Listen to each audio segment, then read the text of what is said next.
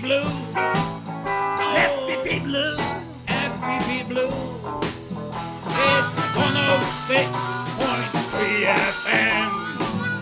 Sunday afternoon. Desde París para el mundo, aquí somos, aquí estamos, emisión multiétnica, pluricultural, políglota, desde París para el mundo, 106.3 del FM, www.rfpp.net. Aquí somos, aquí estamos, aquí somos.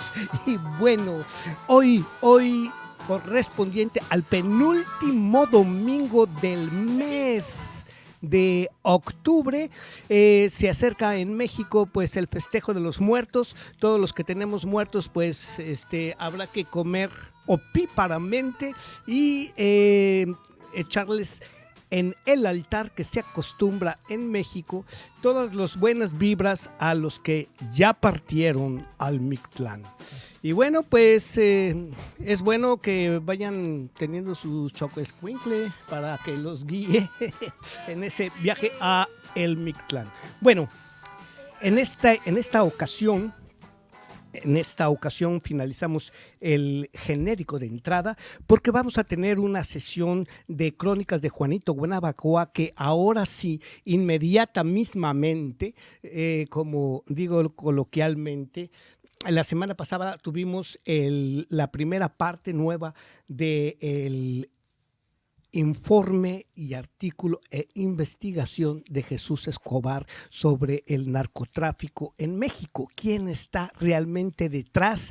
Y bueno, pues hoy me toca concluir este estudio para hacer también diferentes análisis y posteriormente a esta sección de crónicas de Juanito Guanabacoa tendremos la esperada sesión de cuentos y poemas para todos a cargo de Sofi Velasco, que en este momento pues seguimos con la inquietud de esperarla. Nos despedimos de Stefanino y pues escuchen su programa porque realmente hace una investigación muy intensa de la música actual de Brasil. Pues bien, ahora vamos a poner un pequeño antecedente. Jesús Escobar, periodista del que ya he hablado, es una persona que ha hecho unos trabajos de investigación bastante interesantes y dentro de su espacio de divulgación informativa, pues realmente hay cosas que vale la pena analizar. El domingo pasado, en la segunda porción del programa, pues pasé la primera parte, ya que hace 4 o 5 semanas la había pasado, pero me recomendaron pasarla para tener un contexto más actual. Ya pueden ustedes consultar en el sitio oficial de Juanito Guanabacoa en el YouTube, Super Bond Fly, así una sola palabra, Super de Superman, Bond de James Bond y Fly de mosca. Entonces, tendrán ustedes con enlace directo acceso a esta información que realmente para los que estamos interesados en la vida social y política de nuestros países, pues es interesante. Sin más que decir, dejo correr la segunda sección de este estudio de este articulista y esto dice así. Entonces, como tal. No. Es el poder económico el que utiliza precisamente ese tipo de aditamentos para controlar los territorios y controlar a las sociedades. Felipe Calderón, por ejemplo, lanza una guerra en contra de la población, en contra de la gente pobre, no en contra de los cárteles, no en contra de las drogas. ¿Por qué? Porque había que ejercer una necropolítica que permitiera al neoliberalismo precarizar tu trabajo, precarizar tus derechos, perder tus propiedades y que te vendieran absolutamente todo. Y que tú no pudieras ni alzar la cabeza porque tienes el temor de que si la alzas hay 2 tipos colgados en el puente. Entonces yo creo que ese es el gran tema. Realmente quién está ahí, de qué se busca, para mí es poder económico. Es el poder económico el cual ejerce todo ese tipo de acciones de una manera vil en contra de gente a la que nos consideran totalmente desechables. Chiapas es el ejemplo palpable en este momento. ¿Qué hay en Chiapas, en el subsuelo? hay minerales muy ricos. Ujú. Hay minerales raros, en Oaxaca también.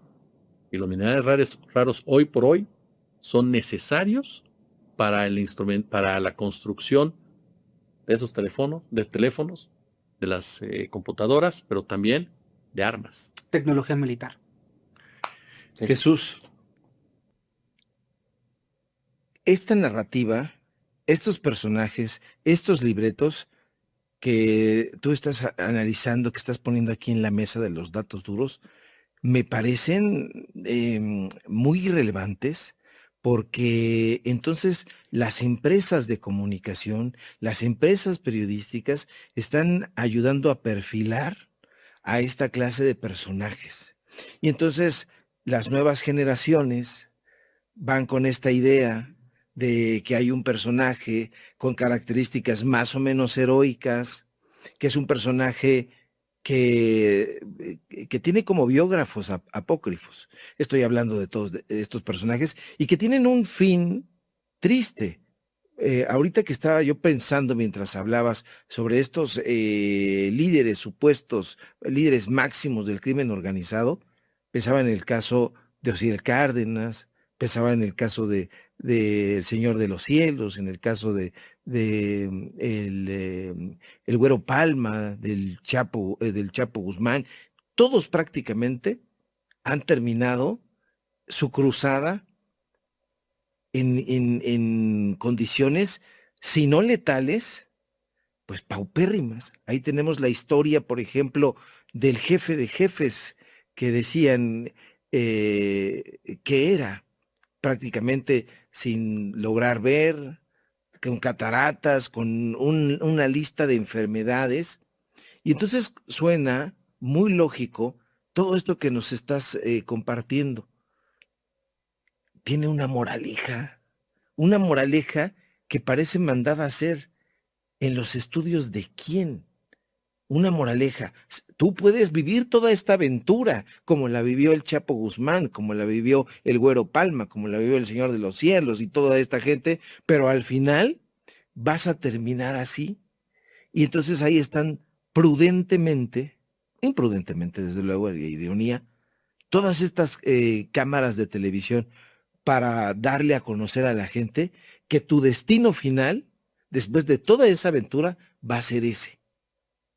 ¿Quién ayuda, Jesús, a escribir estos guiones? Por supuesto que vemos ahí a la gente que los repite en series y en informativos o programas sensacionalistas travestidos de informativos, pero ¿tienen esa hazaña, Jesús? A lo mejor te estoy haciendo una pregunta necia, porque quisiera pensar que en algún lugar de estos personajes hay alma, pero tienen esa idea. Estoy pensando, Jesús, Oscar, que ellos van trazando los guiones, los van confeccionando personajes con características hasta románticas algunos, Uh-huh. y entonces se los van imponiendo a sus presentadores de notas rojas de este tipo. ¿En manos de quién está esto que, pues para algunos es periodismo? ¿Quién confecciona todo eso, Jesús? Puedo abonar un poco, porque esto parece como la confección de una cultura, porque no nada más es a través de los medios informativos, es también a través de las películas, de las series, de la música. Pareciera que se va confeccionando toda una narrativa, pero desde muchos puntos que todo el tiempo te está bombardeando. Es como un producto, cuando te quieren vender un producto que todo el tiempo te está apareciendo, y de repente en términos de publicidad te dicen está en tu top of mind. De repente el crimen o esta romantización también ya está aquí. Ahora, nosotros, digamos que llegas a una cierta edad, no lo puedes identificar, pero imagínate toda una generación que crece con eso y piensa que eso es lo normal. Más vale vivir 5 años como rey que 50 como güey. Me recuerdo mucho que se escuchaba esa frase, pero ¿Quién ayuda a confeccionar, yo diría, toda esta cultura? Sí, yo siempre he creído, perdón que utilice el yo-yo, pero la narcocultura no es algo underground, no es como el punk, por ejemplo, que incomodaba un sistema. La narcocultura fue construida por medios de comunicación, por estudios de cine, por discográficas, por gobiernos, principalmente, y por un poder económico. Hay hasta editoriales. Hay editoriales completitas de esas, los libros, claro. Es una maquinaria muy perversa. La gran pregunta que yo siempre he hecho es, ¿por qué lo hacen? ¿Por dinero simplemente? ¿Porque se dan cuenta que una narcoserie va a vender? ¿No? ¿Porque va a vender un estilo de ropa? ¿Porque va a vender un libro? ¿O realmente porque tienen la intención de ir consolidando un discurso? ¿Y qué te respondes, Jesús? Yo estoy convencido, mi querido Ricardo, mi querido Oscar, en que no es solamente una cuestión de dinero. Yo sí estoy convencido en que no es solamente una apología del delito. Sí creo que es una legitimación y normalización de una vida criminal. ¿Por qué razón? En alguna ocasión platicaba con una experta en la materia, quien hizo un gran libro sobre los sicarios, y yo lo cito mucho porque me parece que es ejemplar, ¿no? En donde ella platicó con una buena cantidad de sicarios y solamente se queda con 12 historias. Y uno de los puntos que ella más destaca es cuando habla de que todo ese sector de la población se siente desechable. Es decir, que ellos consideran que nacieron para ser lo que son, que tuvieron mala suerte, que hacen un trabajo que alguien más tendría que hacer y les tocó a ellos. Pero que si ellos son asesinados en 2 días, no pasa nada. Que prefieren vivir, y ahorita Oscar lo decía, prefieren vivir un año, ¿no? Con un celular último modelo, un auto, una troca, con dinero en la bolsa, que estarse muriendo de hambre durante muchos años. Entonces, si esto lo ligamos otra vez al poder económico, como el gran generador de la pobreza como tal, nos topamos entonces de que tú generas la pobreza y la otra parte del poder económico romantiza la vida criminal y entonces legitima y normaliza un comportamiento. Y entonces estos jóvenes que no tienen salida o que tienen salidas muy precarias o muy pocas, pues tienen una que hasta cierto punto dicen, ¿por qué no? Yo puedo ser como él. ¿Qué es lo que hacen las narcoseries, por ejemplo? Elevar la figura del narcotraficante con mujeres, con dinero, con poder, pero no te cuentan todo lo demás. De repente, ejemplifico nuevamente con El Señor de los Cielos. El Señor de los Cielos no era ni por mucho físicamente Rafael Amaya o Anaya. O sea, es Rafael Anaya, se llama el actor. Un cuate alto, güero, galán. Sí. Dice, o sea, que tiene mujeres hermosas por todos lados. En realidad la personalidad del Señor de los Cielos era muy diferente. Es decir, ya nos abocamos a él. No, era un tipo de Sinaloa, como tal, un norteño de Sinaloa, con sus características propias de la región, de Badiraguato, callado en algunas cosas, risueño en otras, pero muy lejano a esa imagen exitosa de macho alfa y demás que se le coloca. Pero el chiste es vender esa idea. ¿Para qué? Para que los jóvenes lo vuelvan algo aspiracional. Ya no solamente por necesidad, ya no solamente decir, estoy aquí por necesidad. Y lo vimos ahora con todo este tema de los centros de reclutamiento. Porque es cierto, fue muy duro ver un centro de reclutamiento a través del engaño, con empleos de 8,000, 7,000 pesos, 4,000, 5,000 pesos, que había gente que te decía, ¿y cómo van por esos empleos? Exacto, ese es el tema. Hay un sector de la población que va por esos empleos porque es lo que necesita para vivir. No tiene más. Y los engañan y los forzan y los destruyen como seres humanos y los convierten en máquinas de matar a los que sobreviven. Matas o te enseñan a matar o te matan.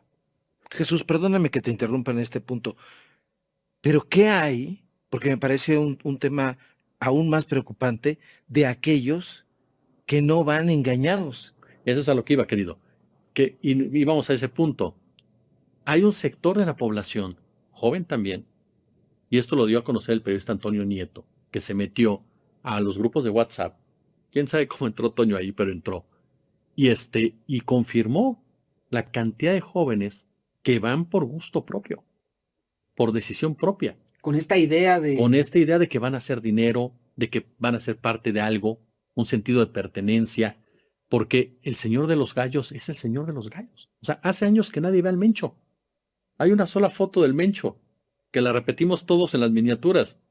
Hace años que nadie sabe del Mencho, y sin embargo... ¿Quién sabe si exista y que en este momento, si esté si vivo? esté vivo. Imagínate, hace 10 años nos dijeron que tenía un problema de diálisis. 10 años.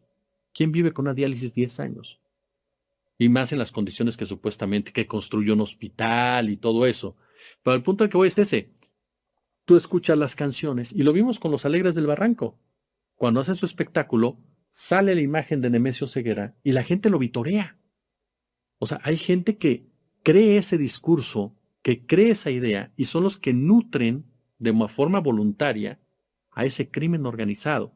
Entonces, por eso para mí, esta narcocultura persigue un fin muy perverso, que es normalizar una vida delictiva para atraer precisamente a los muchachos, a las muchachas a la misma, y que siga siendo esa mano de obra barata, porque no crean que les pagan mucho, pero sobre todo desechable. ¿Por qué? Porque si matas a un muchachillo que acaba de agarrar un arma y lo mandas a Zacatecas a pelearse con los otros, no pierdes nada. Es una auténtica narcopropaganda. Una narcopropaganda. Porque fíjate que en algún momento que entrevistamos a uno de los gaffers, ¿no? Nos decía, ¿quién es el enemigo? Y le preguntaba, ¿quién es el enemigo? O sea, cuando ustedes llegan a una población, ¿quiénes son los que están ahí atrincherados y los esperan? Y dice, es que son puro chavo que muchas veces está muy drogado, me imagino que tiene que entrar en ese éxtasis para poder enfrentarnos. No nos enfrentan realmente gente preparada. Ellos no, ellos ya se fueron. Ellos dejaron a los chicos ahí. Y eso es sumamente perverso, porque lo que buscan entonces es enfilar a chicos que al final ellos mismos saben que son desechables y van a tener simplemente carne de cañón. Son una carne de cañón. Ahora, por ejemplo, se habla mucho de los colombianos que vienen a entrenarlos. En realidad, yo tengo muchos cuestionamientos cuando me dicen es que están los soldados colombianos, los generales colombianos. Siempre son sudamericanos, siempre son o venezolanos, colombianos. En realidad siempre han participado, que eso es lo peor.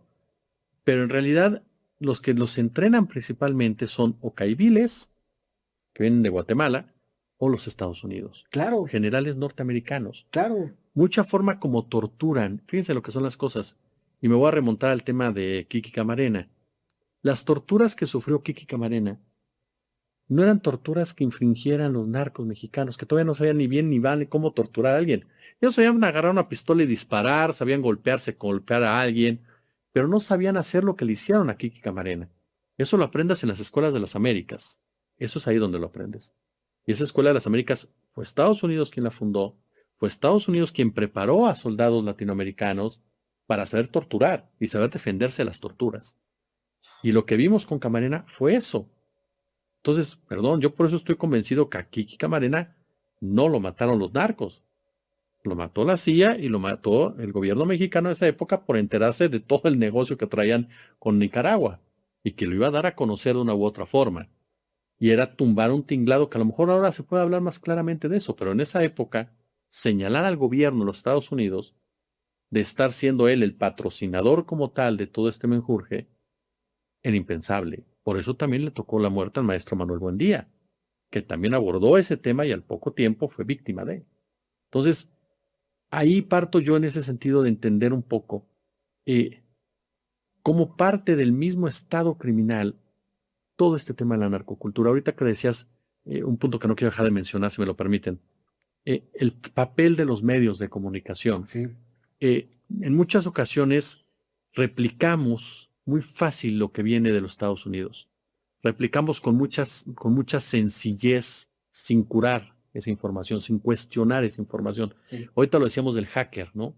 Realmente te pones a pensar y dices, a ver, vamos a pensar seriamente. O sea, ¿tú crees que el gobierno de Estados Unidos, el ejército de Estados Unidos, las agencias norteamericanas de Estados Unidos, que han invertido miles de millones de dólares en softwares espía, en desarrollar capacidades de espionaje, que espían a todo el mundo, que tienen sociedad con los israelíes, que les proveen de todo ese tipo de sistemas? ¿De verdad un hacker se va a brincar todo eso y va a agarrar y va a controlar a la gente norteamericana. Y aparte se va a meter a las cámaras de vigilancia de la Ciudad de México sin que nadie lo nota y va a poder hacer todo eso. Y sin embargo hubo compañeros, compañeras que lo publicaron como un hecho y lo promocionaron y lo dijeron, vean el poder del cártel de Sinaloa. Dice, espérame tantito, mejor ve si esto es posible de hacer.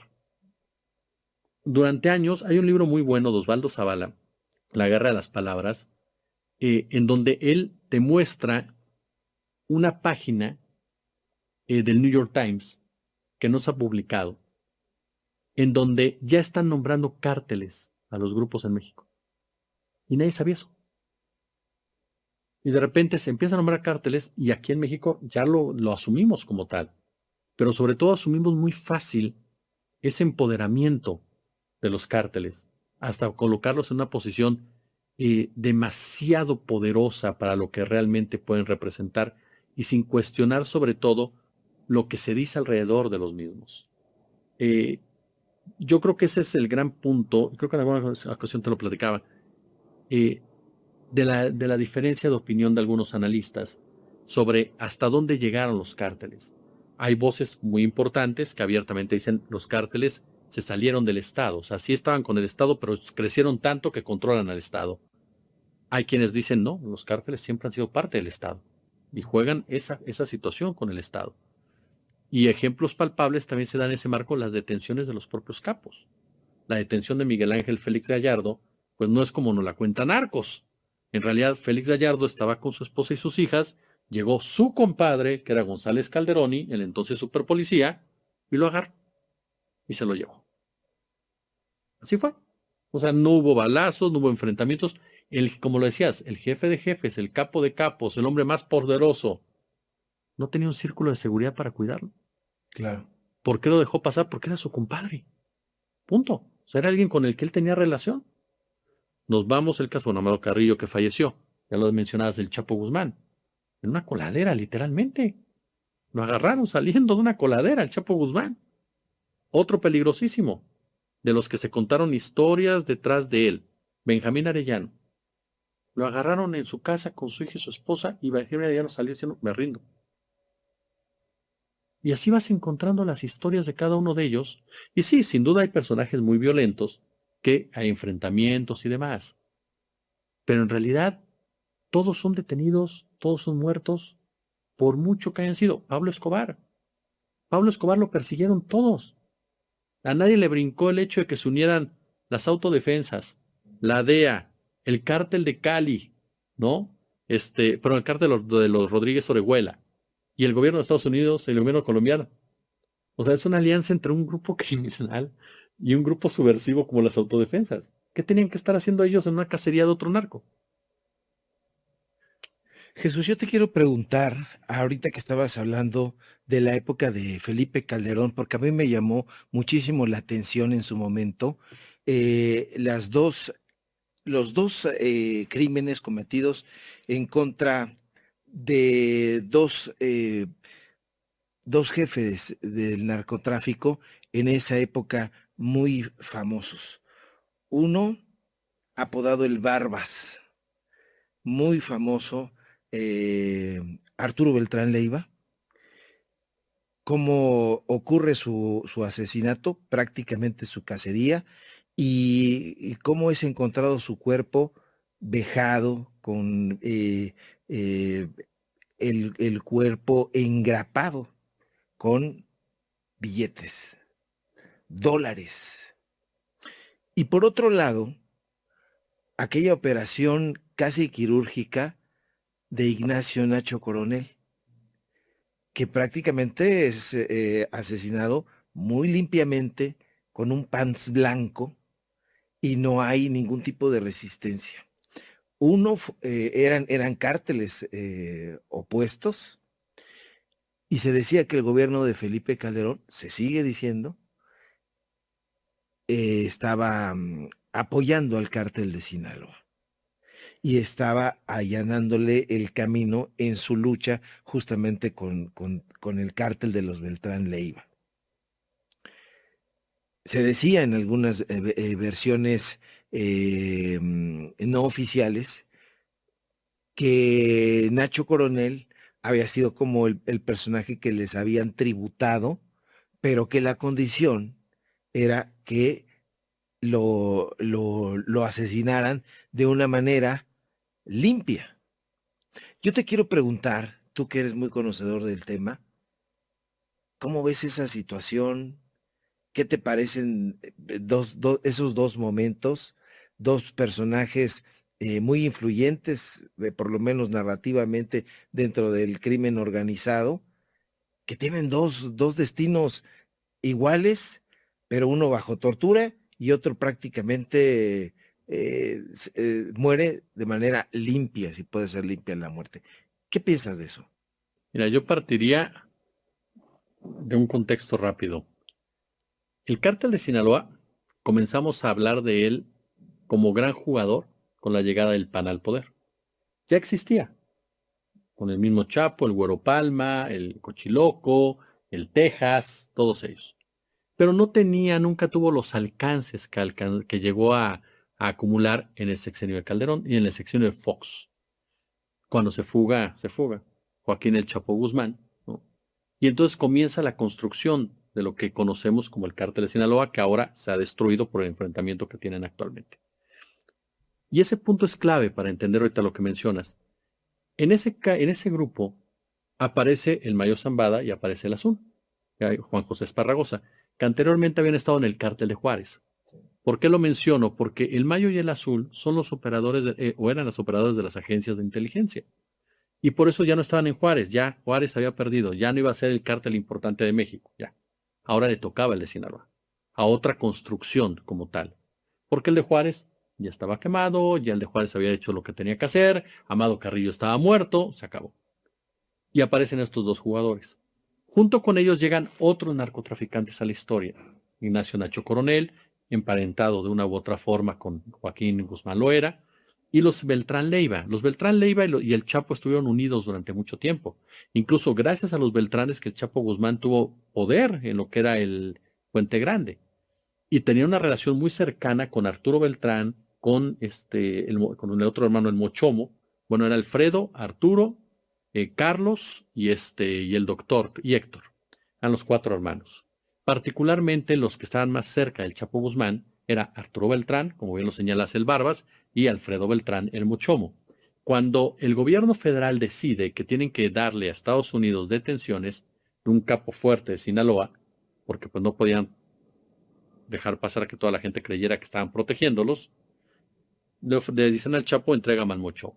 El Chapo entrega al Mochomo, Arturo Beltrán entra en furia porque está entregando al hermano y rompe directamente con el Chapo Guzmán, con el Mayo Zambada. ¿Por qué cito este caso? Porque a diferencia de Nacho Coronel, que nunca rompió con el cártel de Sinaloa, a Nacho Coronel incluso lo ubicaban como el 4.º líder del cártel de Sinaloa. Así es. Porque el cártel de Sinaloa en realidad nunca fue algo que se manejara de esta forma, se manejaba así. Era el Chapo, era el Mayo, era el Azul y era el Nacho Coronel. Eran los 4 que estaban al frente de ese cártel.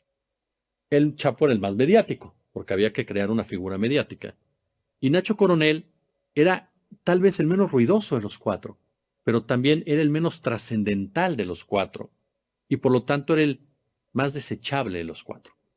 Entonces necesitábamos eliminar a uno de los 4 porque había que mostrar otra vez un combate. Nacho Coronel. Y ojo, con la muerte de Nacho Coronel se crea otra herramienta más, que hoy lo conocemos como el Cártel de Jalisco Nueva Generación. Porque es de ese grupo de Nacho Coronel de donde surgen muchos de los que ahora están integrando esa organización criminal. Arturo Beltrán, en cambio, era un traidor para ellos. Arturo Beltrán era un disruptivo. Arturo Beltrán se había enfrentado a García Luna. Arturo Beltrán se había salido del huacal, como decimos coloquialmente. Había que dar una lección para que todos aquellos que se atrevían a hacer lo mismo vieran lo que les iba a pasar, que no era intocable. Yo recuerdo mucho cuando decían que Arturo Beltrán tenía un círculo de seguridad brutal en Cuernavaca, que era imposible traspasarlo, que la policía municipal, que la policía estatal estaban bajo su servicio. Y es cierto, lo protegían, pero cuando llegó la Marina, a todos se les olvidó la protección, porque la Marina entró como Pedro por su casa. La Marina no tuvo ningún problema en entrar, cercar el lugar, y recordemos algo. Y aquí ese personaje también es interesante. Edgar Valdés Villarreal. La Barbie era su mano derecha, su sicario, su protector. La Barbie no estaba ese día. En ese momento la Barbie que contó, no, es que yo no estuve porque andaba en otro lado, pero le quise hablar por teléfono. No, te enteras que la Barbie era agente doble. Sí. Entonces, ¿quién entregó a Arturo Beltrán? ¿Quién ubicó dónde estaba Arturo Beltrán? Un agente de la CIA, un agente de la DEA, un agente del FBI, llamado Edgar Valdés Villarreal. Y había que eliminarlo porque era un problema Arturo Beltrán. Porque estaba enfrentándose con ellos, porque estaba disputándose con ellos, porque estaba amenazando políticos. Se salió del script Arturo Beltrán. Y no quiero decir que sea un inocente. El tipo era un criminal. Pero se salió del grupo. Se salió del script, se salió del guión.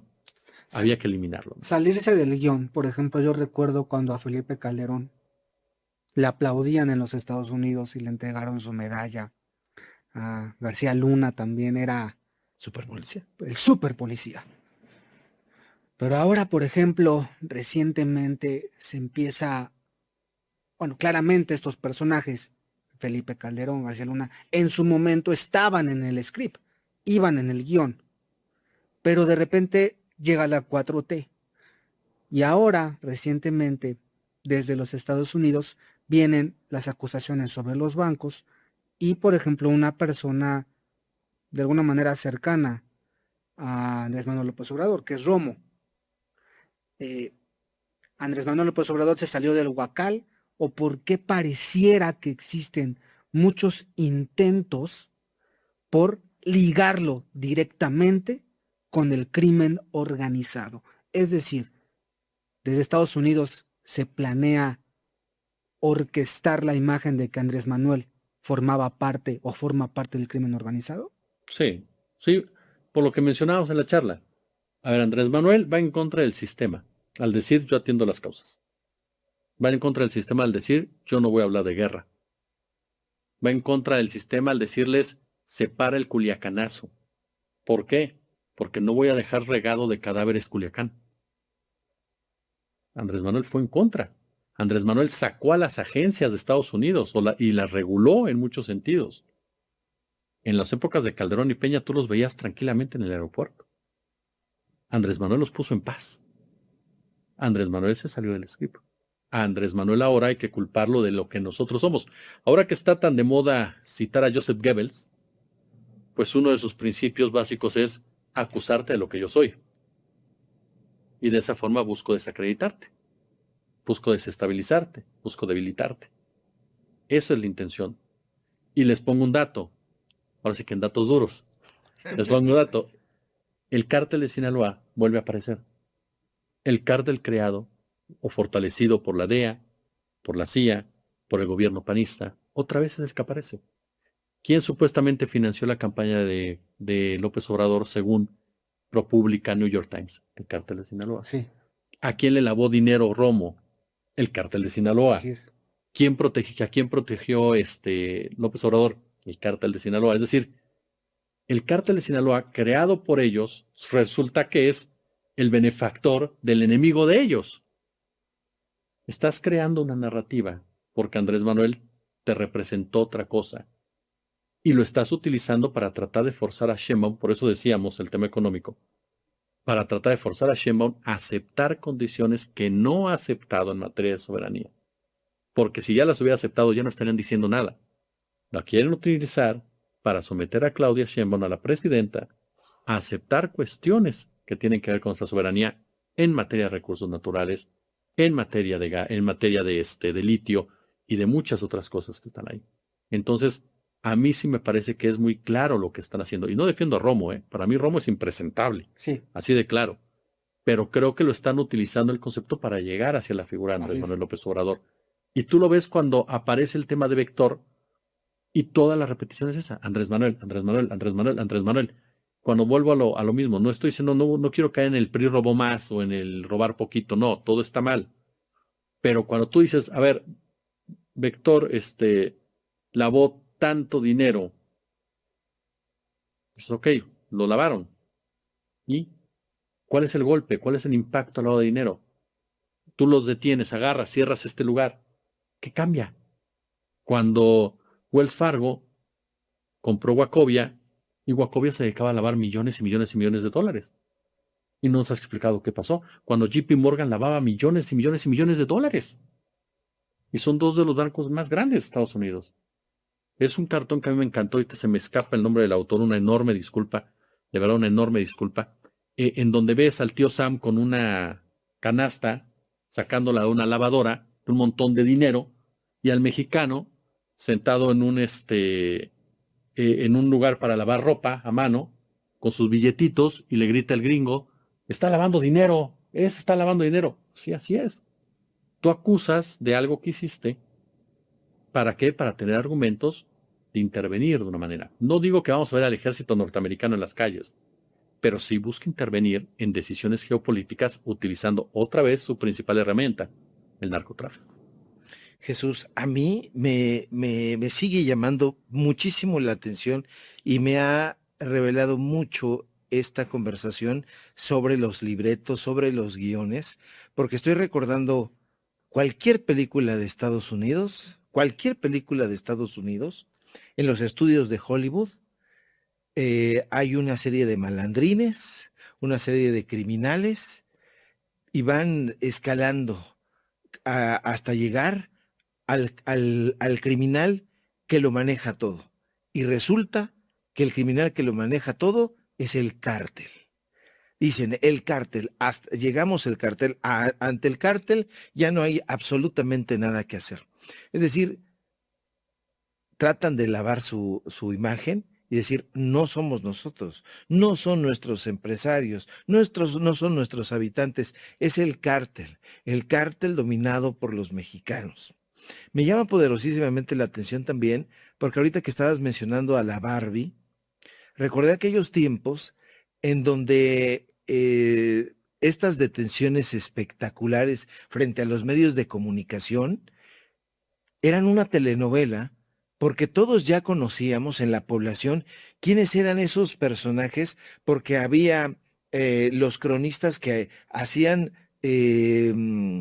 toda su narrativa en las revistas. Proceso hizo varias crónicas, muchísimas crónicas, donde ya sabíamos quién era el JJ antes de que lo presentaran, y entonces había esa expectación de parte de la gente, ya como un público, y decir, de modo que este es el JJ, aquel que le disparó al jugador del América, Cabañas, lo queríamos, mira qué cinismo. Le hicieron una entrevista en Televisión Azteca, donde él habla como una estrella cinematográfica.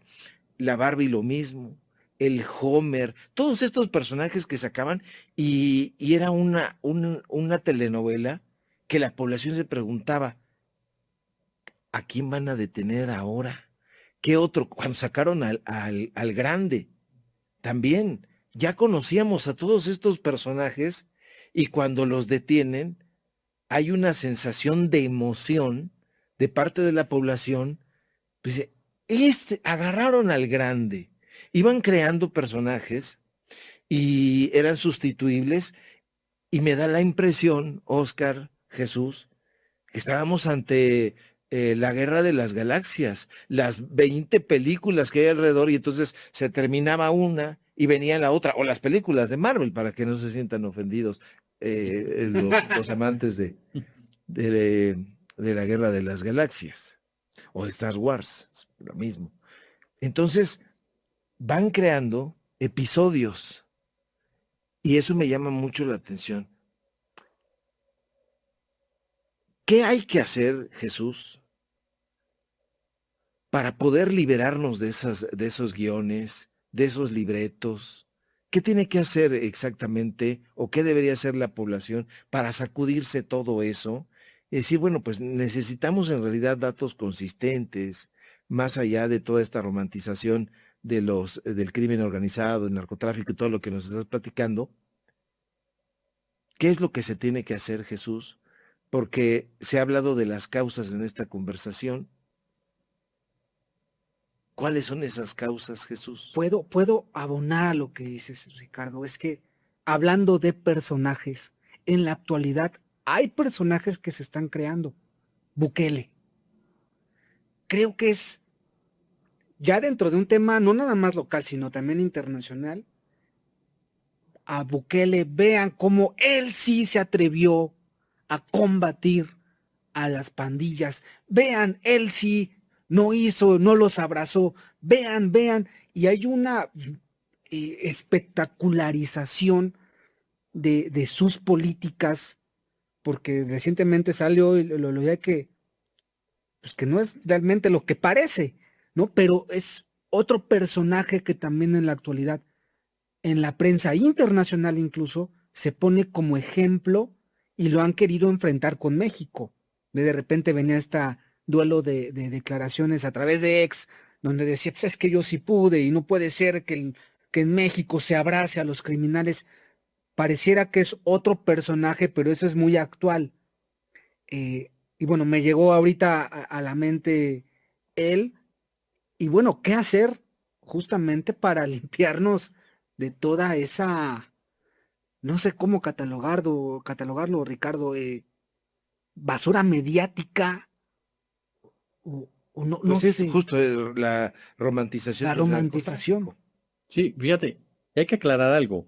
Con decir crear no estamos diciendo que no existan. Por supuesto que están ahí, Así es. por Ujú. supuesto que generan violencia, por supuesto que son criminales, pero no son del nivel que nos lo han vendido.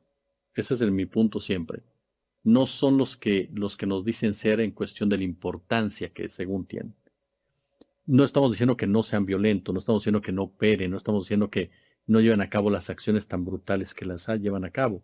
Por supuesto que sí, pero hay mucho más allá de ese tipo de personajes.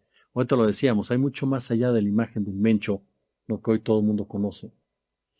Y en ese punto voy a lo que planteaban. ¿Qué hacemos como sociedad? Yo creo que lo más importante es curar la información. No es complicado, o sea, es trabajoso, pero es cuestionar. Yo creo que nosotros tenemos que empezar a cuestionar ya, a darnos cuenta que son más de 50 años de una guerra contra el narcotráfico librada por Estados Unidos, a la cual han dedicado más de $1 trillón. Es la política pública que más dinero se ha invertido en Estados Unidos sin resultados tangibles. ¿Por qué?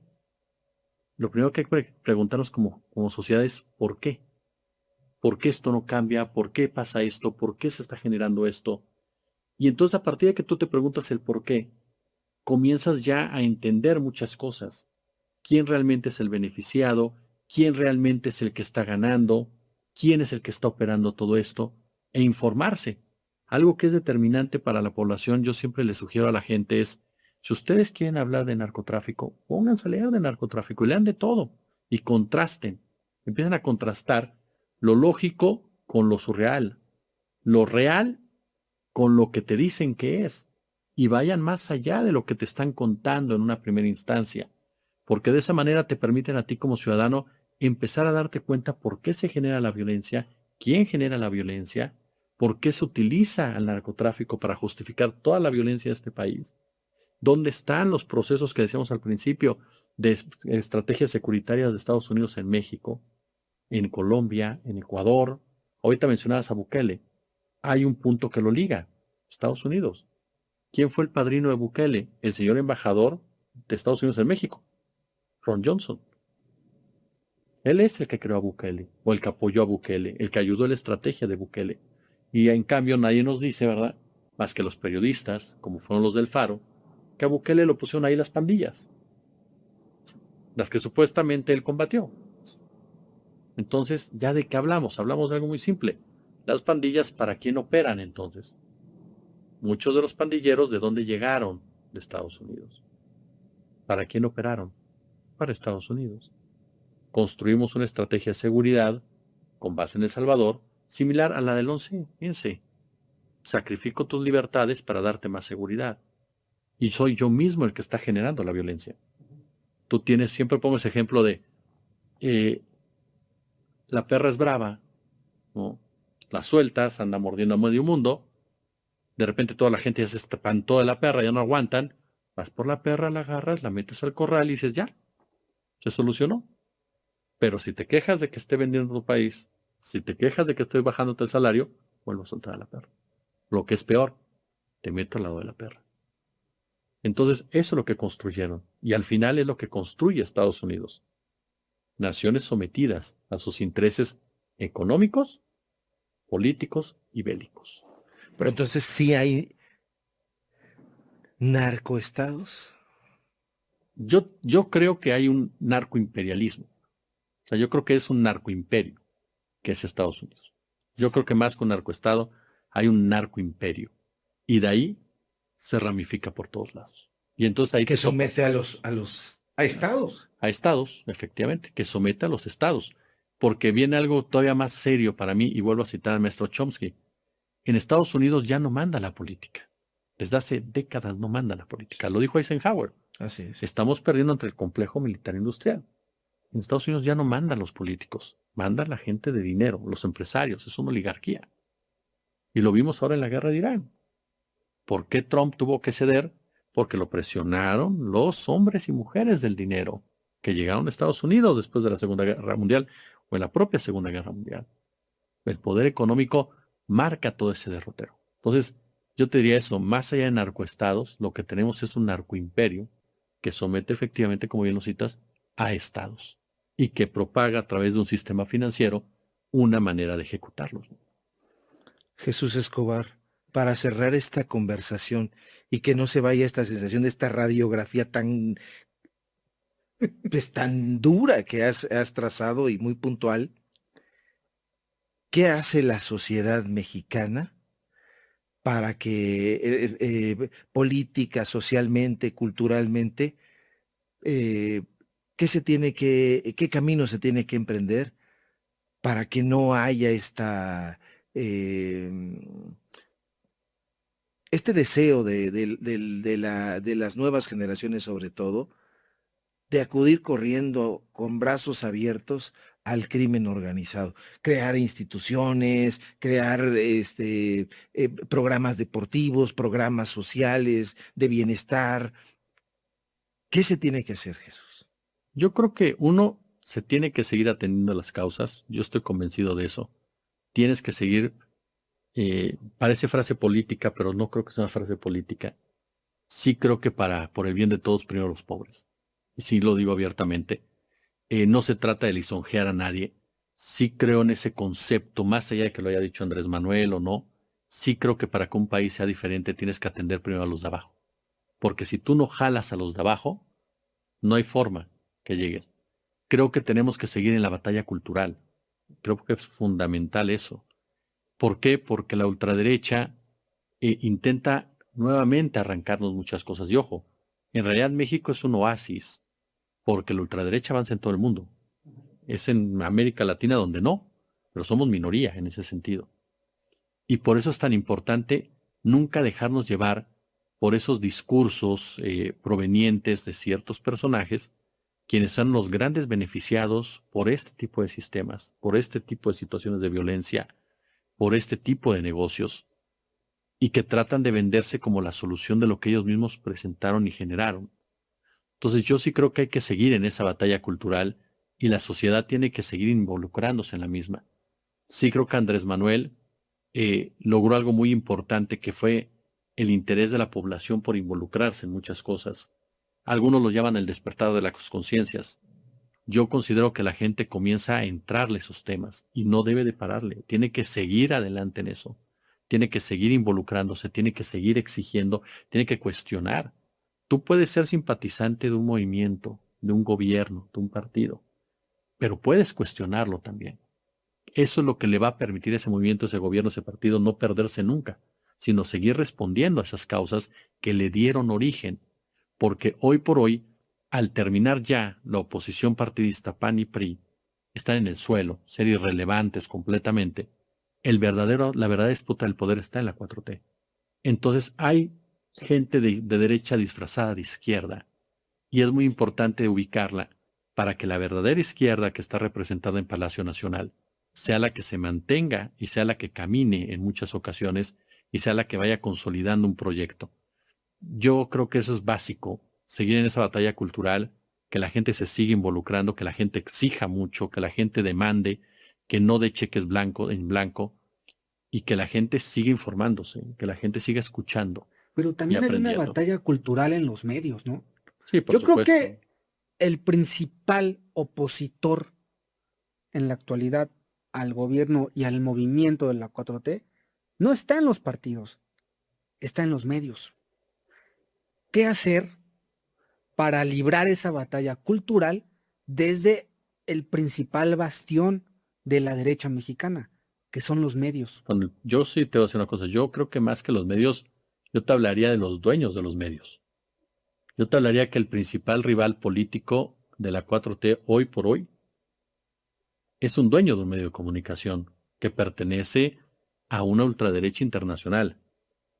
Porque Ricardo Salinas Pliego no es solamente el tío Richie, es un hombre cuyo hermano encabeza lo que es la Red Atlas, que participa directamente con la gente de Donald Trump y que articula el discurso con Agustín Laje, o lo articula con Sebastián Abascal, o lo articula con Meloni, o lo articula con Orban, o lo articula en Austria, o lo articula en Alemania. Es decir, eso tiene la ultraderecha y los hace peligrosísimos. Articulan muy bien sus discursos Sí. y todos se comportan exactamente igual. En México, ¿por qué es tan importante? Yo separo dos cosas. Una cosa es Ricardo Salinas Pliego, otra cosa es el tío Richie. ¿Por qué lo digo así? Porque el tío Richie no quiere pagar impuestos, pero no porque no tenga el dinero, lo tiene y no va a ser pobre pagándolos. Lo puede pagar sin problema, su fortuna no se va a acabar, sino porque si él paga impuestos se cae toda la estructura de poder del tío Richie. Se cae el discurso que busca el 2030. Se cae el personaje desde donde el cual intentan construir una candidatura competitiva. Es derrotada esa figura. Por eso se niega a hacerlo. Entonces, para mí, el verdadero rival de la 4T, en suma, es ese poder económico que está ahí. Y que es precisamente el que busca seguir influyendo entre la población, con distintas campañas, con distintas acciones. Hoy lo vemos. Salinas Pliego abiertamente habla de libertad, habla de dictadura, habla de democracia, habla de tantas cosas que no se da cuenta que él mismo se tropieza con su lengua. ¿Por qué? Porque cuando él habla de libertad, el hombre recordó que él censuraba a todos los que no piensan que él, Sí. como él. Cuando sus decisiones informativas en Azteca, y eso no me lo puede negar nadie, no se toman por un consejo editorial como en otros lados, se toman porque a él le interesen. Es decir, la información de Azteca parte de una lógica de un empresario, de un solo hombre, del dueño. Si a la mamá del dueño le gustan las jacarandas, va a haber nota principal de jacarandas. ¿A qué voy con eso? A que la gente tiene que aprender a diferenciar los intereses que hay detrás de cada información. Y creo que cada día la gente lo sabe hacer más. La gente se da cuenta a quién le pagan por decir algo, de cualquier grupo, a quién le están pagando, a quién están manipulando y quién está manipulando la información. De inmediato la gente se da cuenta. El otro día platicaba con unos colegas sobre el tema del rating y yo les decía, Azteca tiene todavía mucho rating. Su rating está entre 500,000 y 800,000 personas cada noche, más de lo que nosotros podemos alcanzar en un en vivo, pero no tienen la misma credibilidad. O sea, la gente los ve, pero no les cree. Entonces, eso es lo que uno tiene que aprovechar del otro lado, para que la gente diga, ¿sabes qué? Tal, sí me está diciendo las cosas. O sea, y sí, pues esto los tengo que ver porque no tengo de otra, porque ojo, 40% de la población no tiene acceso a Internet. Pero entonces la otra parte sí. Y es ahí donde me parece que está la labor de nosotros, combatirlos desde nuestras propias trincheras para que la gente que nos ve y nos escucha entienda lo que pasa y comience ya a comentarlo, el famoso boca en boca, y empiece a contradecir una narrativa que busca incluso secuestrarnos semánticamente. Wow. Querido Jesús Escobar, todo un deleite Hombre, con por favor. sus partes muy, muy fuertes, con lo que nos acabas de explicar a la gente que nos está viendo. Nos dejas pensando, Jesús. Nos dejas pensando. Ojalá no sea la primera vez que No, por nos favor. acompañes en Datos Duros. ¿Dónde te busca la gente? ¿Dónde sigue tu trabajo informativo, tus análisis? Estás trabajando muy, muy duramente. Te vemos. Yo me pregunto a veces ¿A qué hora duerme Jesús? No se supone que habían dejado los medios corporativos para descansar más y resulta que no paran. Ya es una cosa que está ahí, pero ahí vemos a Jesús Escobar Tobar, duro, con todo. ¿Dónde sigue en tu trabajo? Estamos, antes que nada, nuevamente agradecerles siempre su invitación. Siempre es un deleite, de Bueno, verdad, gracias a ti. estar con ustedes. Estamos en mi canal de YouTube, en Jesús Escobar Tobar, así nos encuentra.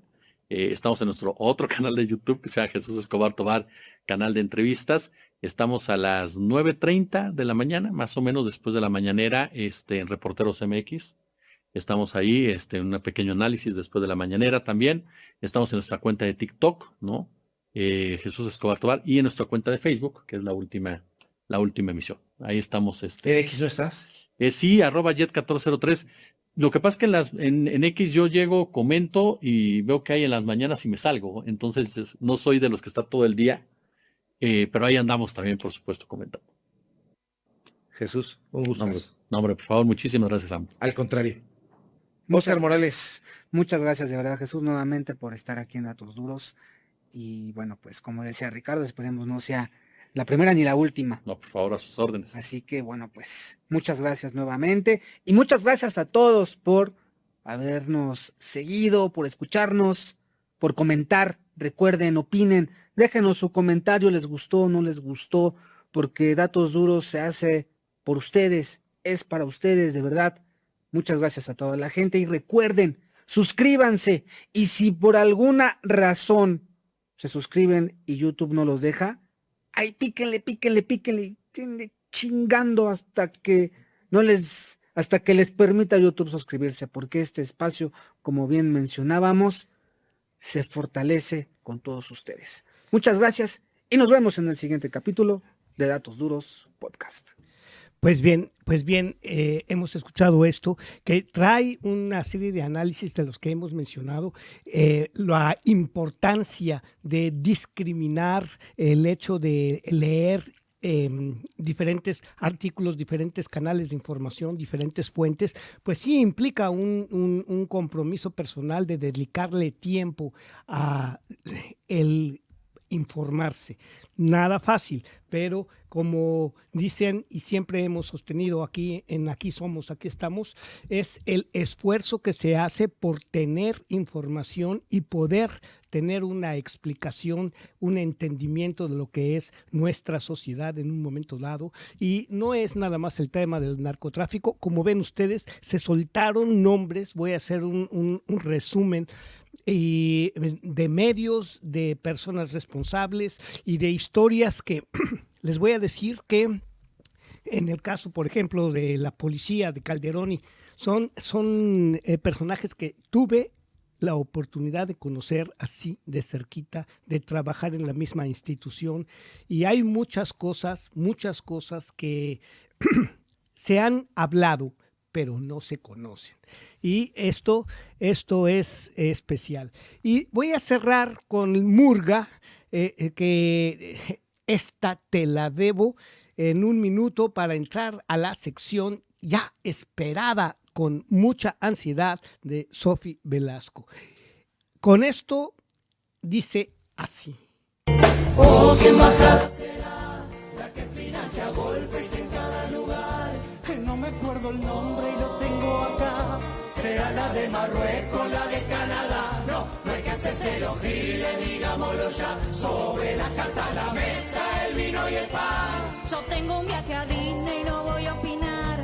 Ya me saqué la visa, me van a escrachar. Yo no quiero que Netflix me vuelva a aumentar. Yo tomo Coca-Cola, frenemos acá. Yo quiero misma combo, no me joda más. ¿A cuánto quedó el dólar? Oh, qué embajada será la que mete la cola y te baja el pulgar. Y a cualquier presidente puede boletear de todas las maneras posibles que hay. En el siglo pasado un plan cóndor se armó. Ahora tienen otro que es mucho mejor. Convencer a la gente que salga a apoyar. Un plan para sacarnos hasta lo que no hay. Y si falla la cosa se acaba el glamour. Otra vez a los tiros me cago en Major. Que no venía al caso nombrarlo acá.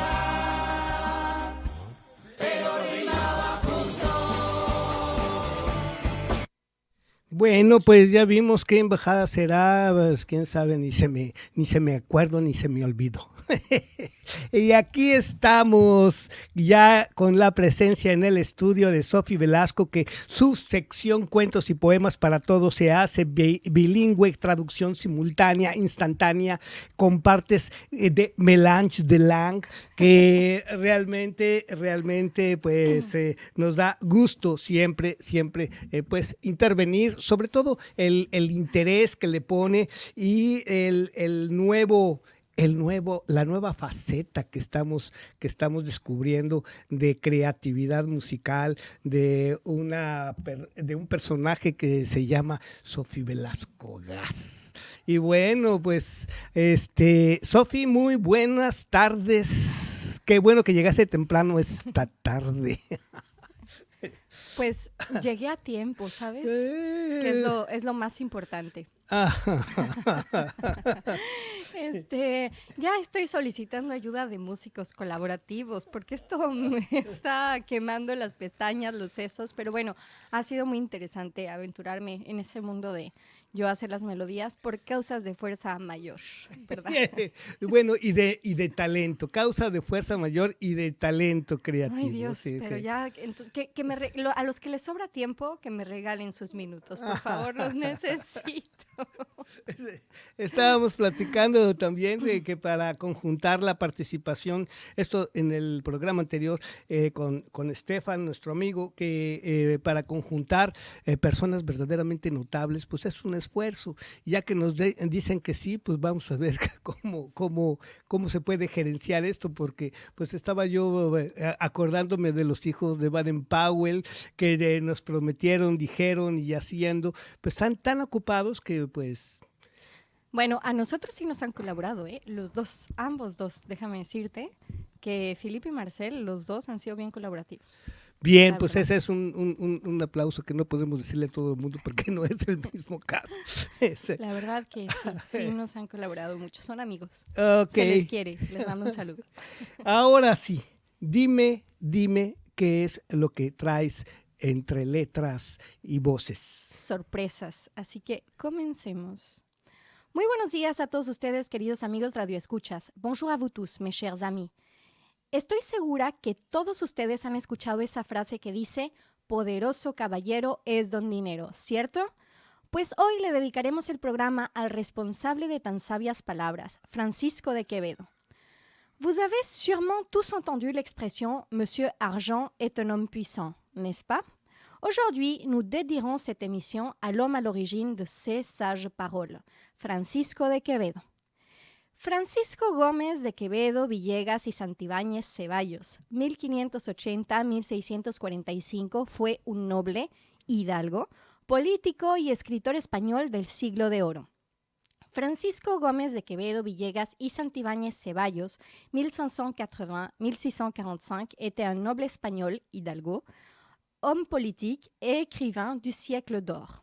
Nacido en el seno de una familia de hidalgos o nobles, Francisco de Quevedo es mucho más que un literato. Como lo dijo Jorge Luis Borges, Quevedo es una literatura completa. Poeta, novelista, dramaturgo, ensayista de opúsculos, es decir, folletos literarios de todo tipo, filosóficos, políticos, morales, siempre alcanzó el máximo nivel.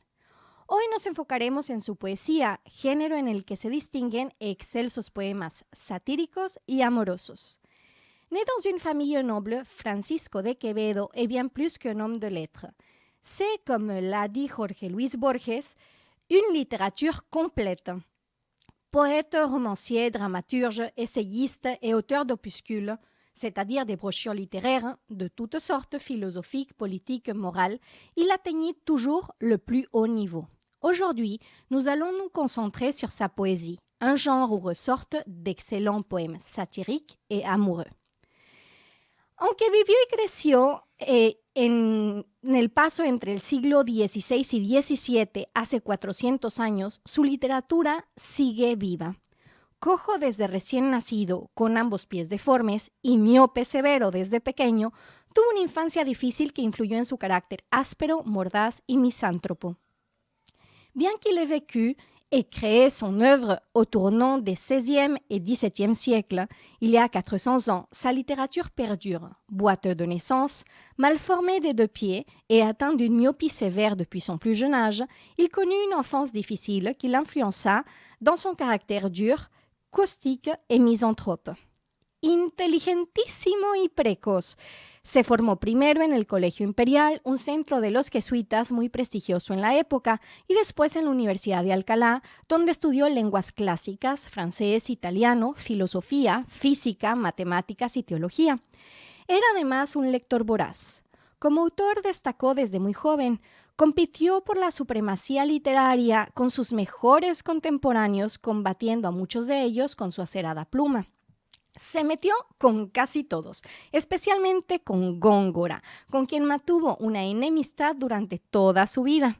Dotado como nadie para la sátira y la poesía burlesca, dirigió sus dardos a personas de todas las clases sociales, incluyendo al rey, lo que le valió enemistades y destierros.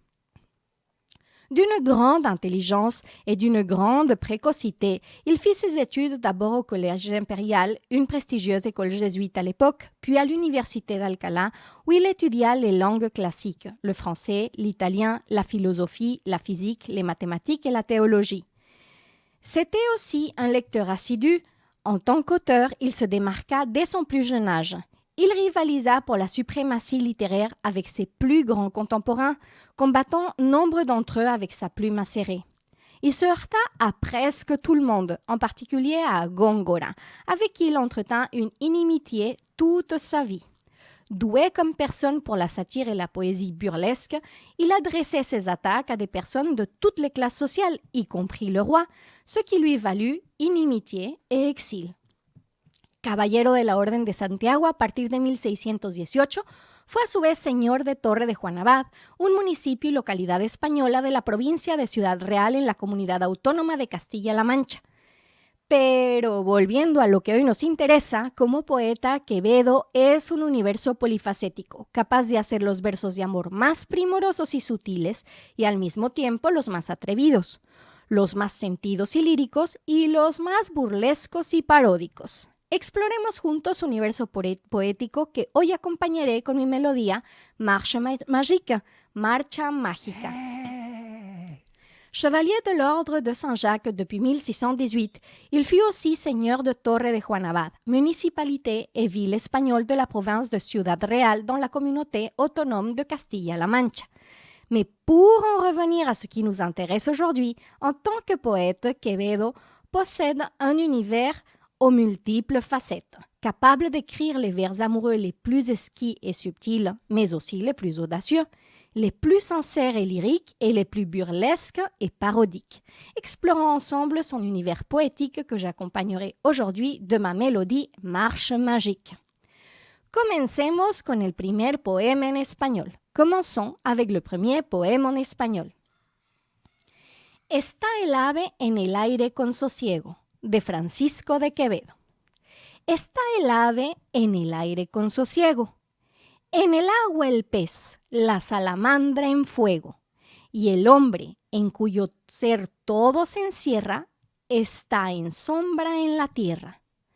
Yo solo, que nací para tormentos, estoy en todos estos elementos. La boca tengo en aire suspirando, el cuerpo en tierra está peregrinando. Los ojos tengo en agua noche y día, y en fuego el corazón y el alma mía. Y colorín colorado, este poema ha terminado.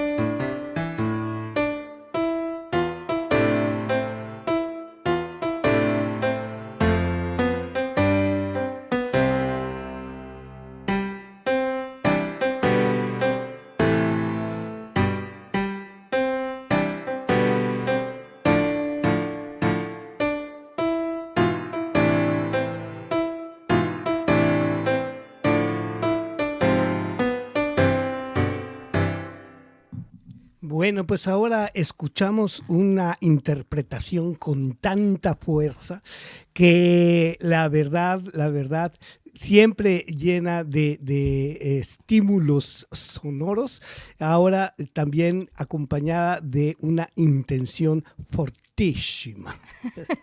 Es que Quevedo lo amerita, la verdad. Además que Quevedo me pone, o sea, nos pone, yo creo que a todos en una situación interesante, porque era un hombre muy culto, con un gran uso del lenguaje. Entonces, para realmente entender sus poemas, hay que meterle cultura. Porque ¿no? usaste una palabra precisamente que llama mucho la atención, porque la gente puede pensar que querías decir peregrino, pero no. La palabra que usaste es para decir que algo perece durante el tiempo que perece. Y si lo vemos bien, es un vocablo incluso utilizado y hecho por él. Claro, no, es muy interesante, lo vamos a ver a lo largo de los poemas. En fait, je disais rapidement que Francisco de Quevedo me met toujours dans des situations difficiles parce qu'en fait, pour pouvoir bien comprendre ce que signifient ces poèmes ou son travail littéraire en général, il faut avoir un petit peu de culture générale, surtout au niveau du vocabulaire, ce qui le rend très intéressant. Por cierto, las traducciones en francés son mías. Las hice respetando la rima, lo que me costó un ovario, la verdad.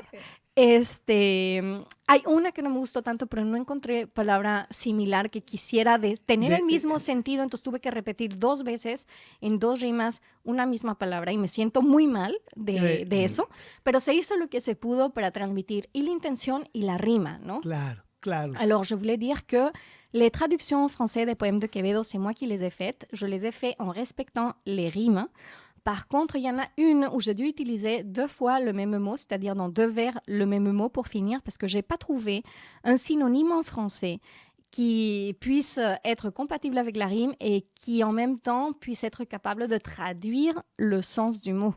Y c'est la oportunidad de dire que l'espagnol c'est très ample et nous avons beaucoup de mots pour les mêmes intentions et ça dépend aussi de la intensité por donarle scène. Sí, efectivamente, como dice Juanito, el español es muy amplio, tenemos muchas palabras que definen intenciones diferentes, no hay tantas en francés para definir esas intenciones, también hubo una palabra que existe en español que no existe en francés.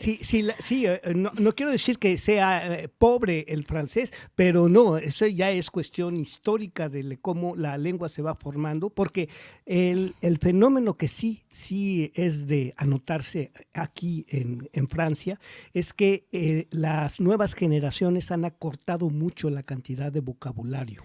Sí, claro que sí. Y los diccionarios que funcionan en base al uso de la lengua, pues también se han recortado con esa tendencia y pues se pierde mucho.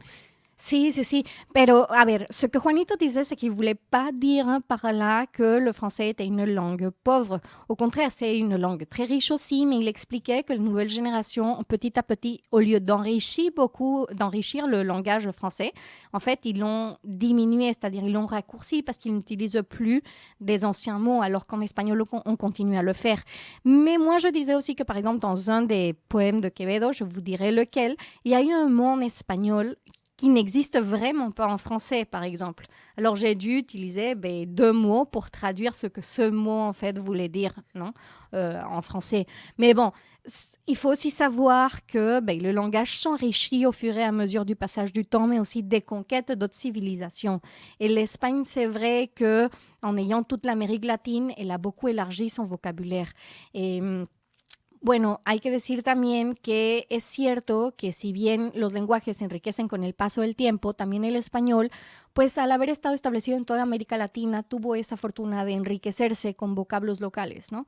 Entonces, cosa que el francés fue un poquito más localizado. Le français il fut un peu plus réduit de ce genre d'enrichissement, en fait. Nombre d'influences. Exactement, à cause du nombre de pays sur lesquels il a influencé à un moment donné. ¿No? Pero bueno. Continuons avec le premier poème en français. Continuemos con el primer poema en francés. À un avare de Francisco de Quevedo. Dans ce caveau humble, pauvre et mesquin. J, enveloppé d'or fin, un homme riche et avaricieux. Il est mort avec 100 000 douleurs, sans pouvoir le remédier. En gros, pour ne pas dépenser, il n'a même pas de mauvaise humeur. Et rouge et bariolé, ce poème est terminé.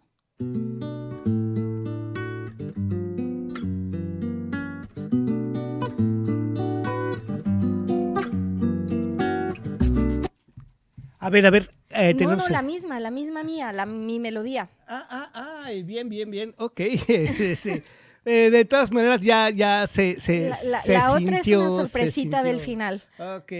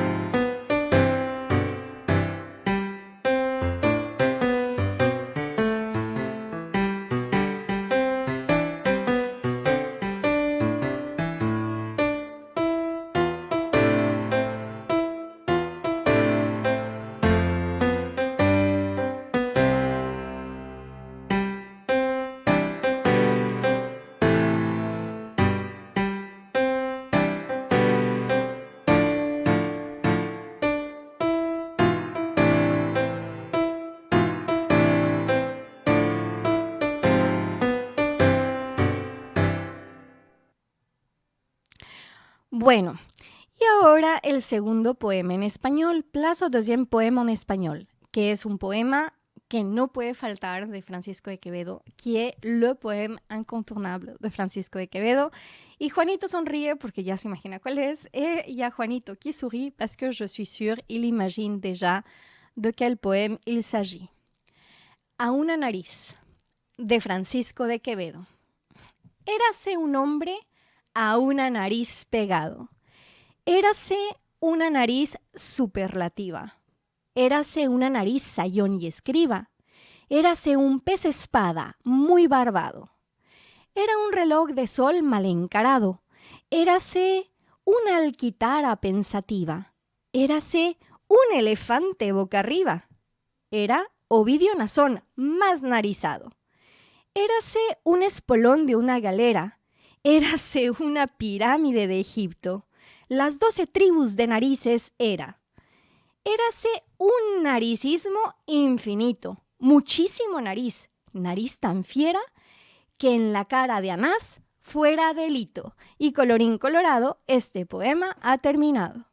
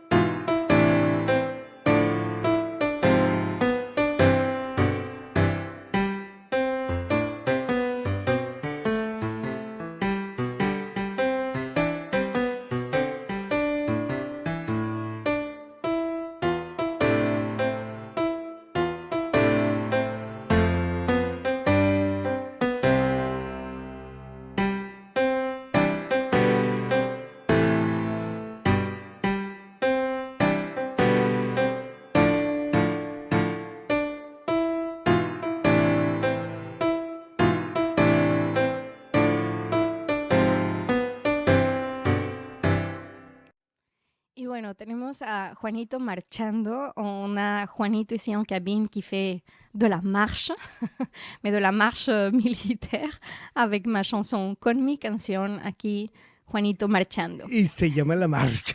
Pues sí, por eso se llama Marche Magique, marcha mágica, ¿verdad? Bueno, a ver. Y sí, como ya les dije antes, Francisco de Quevedo vivía peleado con Góngora. su principal competencia de la época. Así que, tal y como se imaginan, ese narigudo al que Quevedo se refiere en el poema anterior era Góngora. Y ahí hizo quedar chiquito a Bergerac, al Cirano. Sí, pero espérame. Dato curioso es que Góngora, también experto en poesía satírica, le replicó, entre otras muchas piezas, con la siguiente redondilla, en la que de paso le tiraba también a Lope de Vega. Y dice así: hoy hacen amistad nueva, más por Baco que por Febo, don Francisco de Quevedo y Félix Lope de Vega. Nota, porque les digo que hay que ser culto para entenderle a estos, ¿no? Baco y Febo son dos dioses romanos. Al primero, Baco se le asocia con el vino y la juerga. Al segundo, Febo se le asocia con la luz, la música y la profecía. Y una alquitara, que se dice en el poema, es un alambique, ¿no? Entonces, bueno, como ven, estos se tiraban en uno al otro, pues fuertecito, ¿no? Alors, et oui, comme je l'ai mentionné précédemment, Quevedo était en dispute continuelle avec Góngora, son principal concurrent à l'époque. Ainsi, comme vous pouvez l'imaginer, l'homme au grand nez auquel Quevedo fait référence dans le poème précédent était donc Góngora. Mais le point curieux est que Góngora était aussi expert en poésie satirique et a répliqué, entre autres, par les quatrains suivants, et dans lesquels il s'en prenait également à Lope de Vega. Alors, les quatrains vont comme il en suit. Aujourd'hui se lie d'amitié nouvelle, plus pour Bacchus que pour Phébus, don Francisco de Quevedo et Félix Lope de Vega. Désolé, ici la rime ne pouvait pas être respectée. Note, Bacchus et Phébus sont deux dieux romains, comme je vous l'ai dit, pour comprendre Quevedo, il faut être un peu cultivé. Le premier, Bacchus, est associé au vin et aux festivités, et le second, Phébus, est associé à la lumière, à la musique et aux prophéties. Alors, comme vous le voyez, à l'époque, ces deux-là vraiment se tiraient dessus très fort l'un sur l'autre. O sea, il y avait de vraies disputes par la plume. Había reales peleas, pero por la pluma, Sí, eran confrontaciones culturales. Culturales, c'est ça. C'était des confrontations culturelles, comme l'a dit Juanito. Passons maintenant au dernier poema en français. Pasemos ahora al último poema en francés. Es en el que tuve que repetir 2 veces la misma palabra en 2 versos para que rimara. Vamos a y ver respetar el sentido. Ándale. Vamos a ver si el público lo capta. Exacto. C'est le poème où j'ai dû répéter 2 fois le même mot à la fin de 2 vers pour respecter et la rime et le sens. Désolé. Nous verrons qui on se rend compte de cette... On va voir si le public se rend compte. Uh-huh. Homme chauve qui ne veut pas se mettre des cheveux, de Francisco de Quevedo. Il y avait des cheveux ici, là où il y a une calvitie. Crâne dégarni bien que propre, de la noblesse. Ma tête est devenue une fesse, exigeant plutôt culotte gréguesque que chapeau bibi. Si je suis comme Calvin, or à Luther, contre le feu, pour moi, il n'y a rien à faire. Ni de vessie ou melon qui puisse trop faire, au mois d'août, en heure caniculaire. On veut me convertir aux chevelures, ceux qui à Madrid se grattent des cheveux d'autrui, tirant les cheveux d'autres figures. La mèche requiem, toujours je la bannis, usez avec vos têtes des caparaces, que ma démangeaison glisse sur une des garnies faces. Et rouge et bariolé, ce poème est terminé.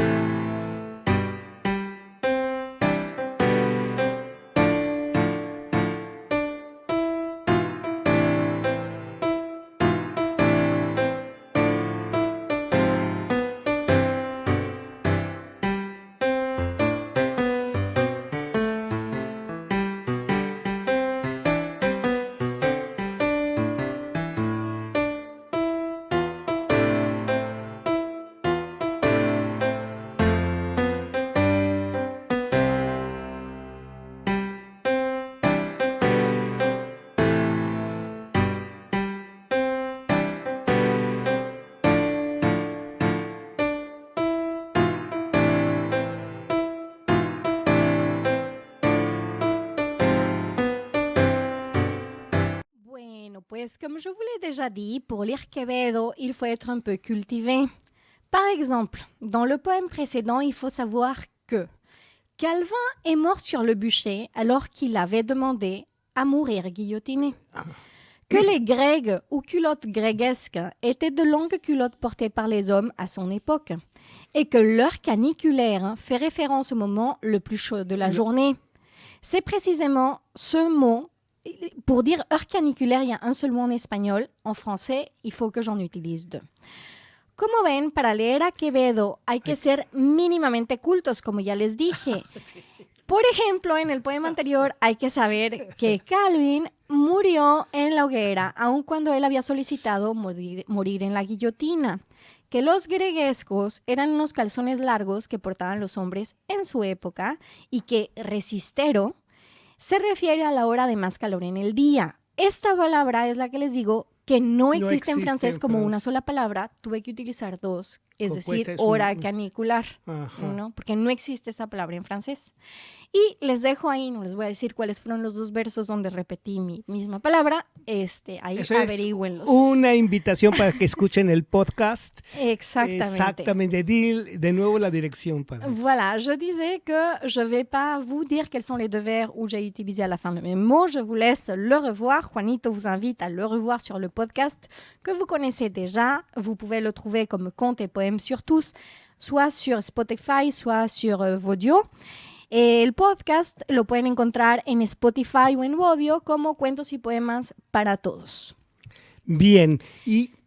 Dime, ¿qué querías decirnos? Yo tengo una anécdota. Tú hiciste mucho hincapié que para leer a Quevedo hay que tener cierto grado de conocimiento del lenguaje.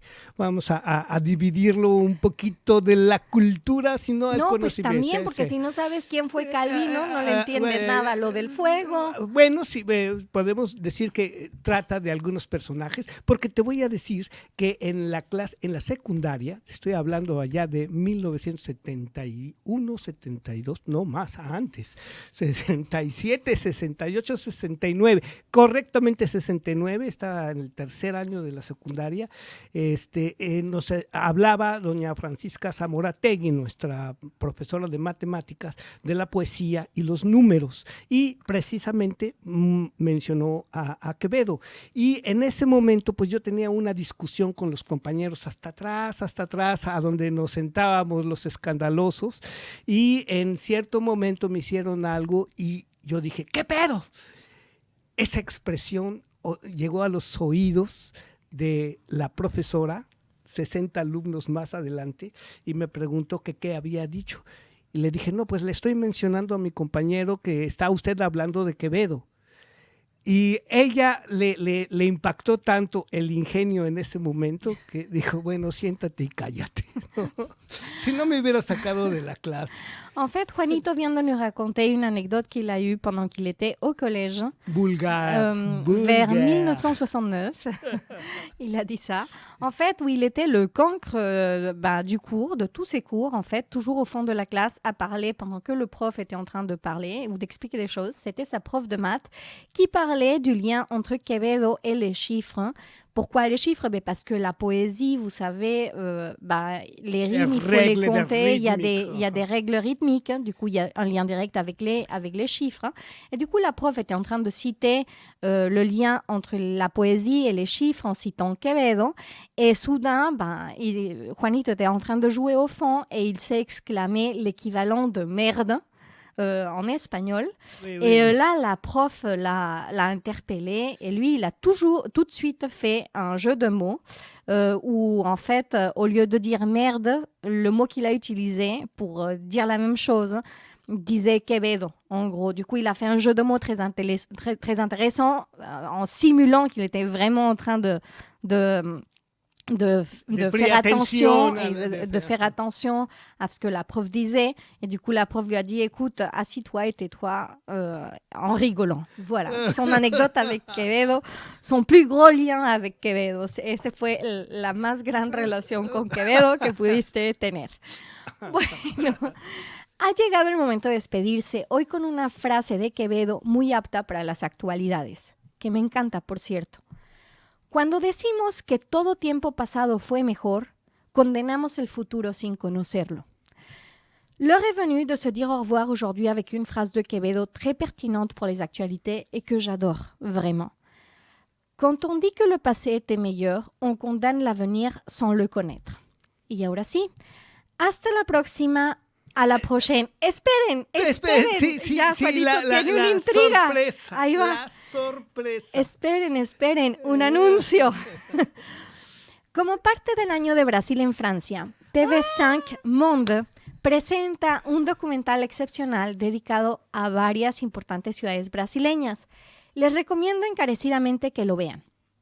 Cada destino está ilustrado por una obra emblemática de un compositor brasileño, Chico Buarque, Caetano Veloso, Djavan. Para la última etapa, nuestra amiga Virginia Cambusi fue elegida para representar a la ciudad de Amapá con su canción Tantas historias para contar, tantas historias que contar, que abre su álbum homónimo. Así que quería aprovechar esta maravillosa oportunidad para invitarlos a escuchar este álbum, disponible en todas las plataformas. Estoy segura que les encantará. Virginia es una excelente música con una voz excepcional, así que no duden en seguirla en sus diversas redes sociales. Attendez, une annonce. Dans le cadre de l'année du Brésil en France, TV5 Monde présente un documentaire exceptionnel consacré à plusieurs grandes villes brésiliennes. Je vous invite vivement à le voir. Chaque destination y est illustrée par une œuvre emblématique d'un compositeur du pays, Chico Buarque, Caetano Veloso, Djavan. Et pour la dernière étape, notre amie Virginia Cambusi fut choisie pour représenter la ville d'Amapá avec sa chanson Tantas historias para contar, tant d'histoires à raconter, qui ouvre son album homonyme. Je voulais donc profiter de cette belle occasion pour vous inviter à écouter cet album, disponible sur toutes les plateformes. Je suis sûre qu'il va vous enchanter. Virginia est une excellente musicienne avec une voix d'exception. N'hésitez donc pas à la suivre sur les différents réseaux sociaux. Y ahora sí, Juanito, tu peux mettre sa chanson. Et maintenant, oui, Juanito, puedes poner su canción.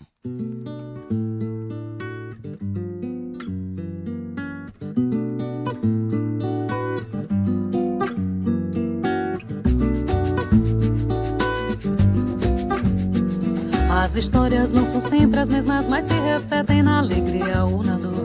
De João que chorou por Maria quando ela o deixou porque não recebeu calor. Mas Maria, uma vez tão amada, projeta ciladas, mandingas e traição. Vai José tomar o teu trago, fuma teu cigarro, despetá-lo, pau me quer.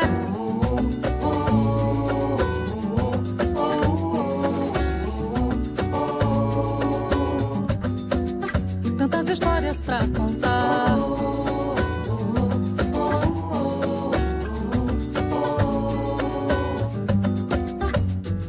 De Maurício, doutor perfumado, sempre bem trajado, lhe preocupa o seu status. Operário depois do trabalho, mal remunerado, só pensa num aluguel. Que um diz que o dinheiro não é tudo, o amor é profundo e o que dói é a solidão. Lá em casa um poço de mágoa, são almas roubadas por um prato de feijão.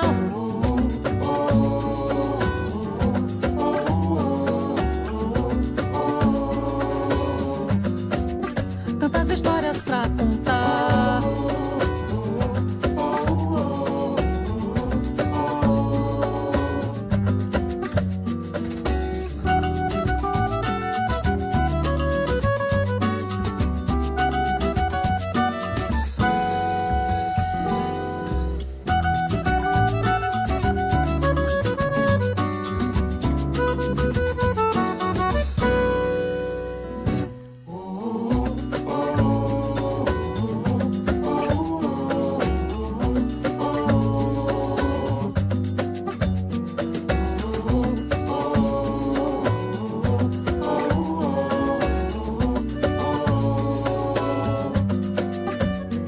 Você sonha intensa primavera e se desespera pra nunca despertar. E os que dormem lá no seu silêncio anseiam sem medo pra de novo regressar. Outros que estão no leito da morte, cansados da vida, imploram descanso e paz. Decisões que até mesmo pensadas desviam estradas, desencontros ancestrais.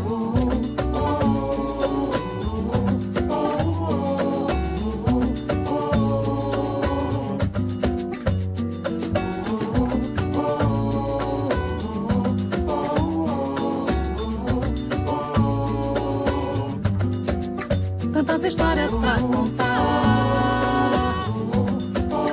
Tantas histórias pra contar. Tantas histórias pra contar. Tantas histórias pra contar.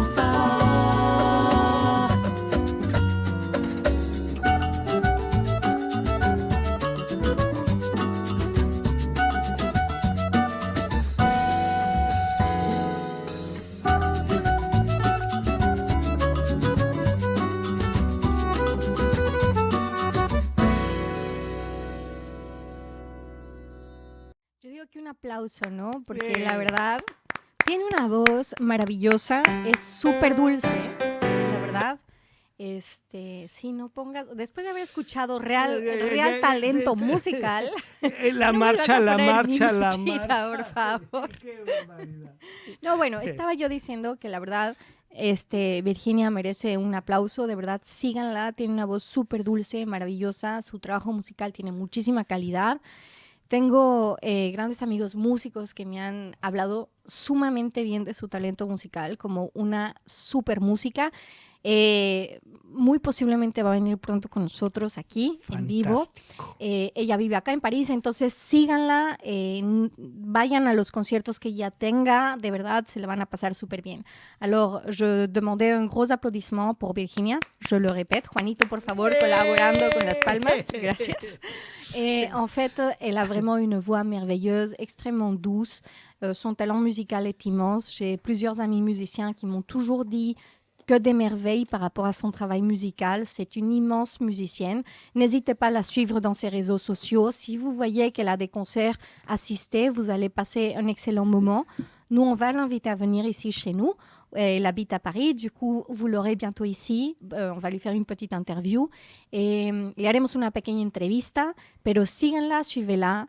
Il faut appuyer les artistes, la musique, vraiment, c'est ce qui nous donne la liberté. Exactamente, hay que apoyar a los artistas, a la música, es lo que nos da un poco de libertad, ¿no? Entonces, adelante con esto. Gracias otra vez, Virginia, por hacernos la confianza. Merci encore une fois, Virginia, pour avoir confiance en nous. Y lo repito, asistan en sus conciertos, síganla, y je répète, allez a ses concerts, suivez-la. Y ahora sí, Juanito, los micrófonos son tuyos para que retomes los temas de esta vida mundana. Et maintenant, Juanito, les micros sont à toi pour que tu reprennes les sujets de cette vie mondaine. Son variados los temas. Sí es verdad que también es posible hacerlo en una radio que no tiene censura, de tratar ciertos temas con toda libertad, aunque ya en algunas cosas se preocupan aquí porque pues los gobiernos no andan jugando, gratis. Pero en el caso de México, que hemos estado analizando el análisis de Jesús Escobar, terminamos con este compromiso que tenía con la audiencia y cerramos nuestra sección de cuentos y poemas para todos, ya despidiendo a Sofi Velasco, y vamos a entrar como siempre a promover los jams en París, y les voy a hablar de alguien que ya he presentado aquí sus discos, Bella Jansak, una armonicista verdaderamente excepcional, con un acompañamiento de músicos, Benoît Feur, Pascal y bien Jean-Philippe, que realmente, ahora sí, como decíamos en nuestro muy vulgar español, se la sacan. Entonces, con esto damos comienzo y dice así. Alors on va commencer par un morceau qui s'intitule Warm Turkey et ce sera l'occasion de nous dire après le premier morceau s'il y a des instruments qui doivent être mis plus en évidence ou alors moins en évidence. C'est au niveau du volume, il y a des trucs trop forts, vous nous le dites.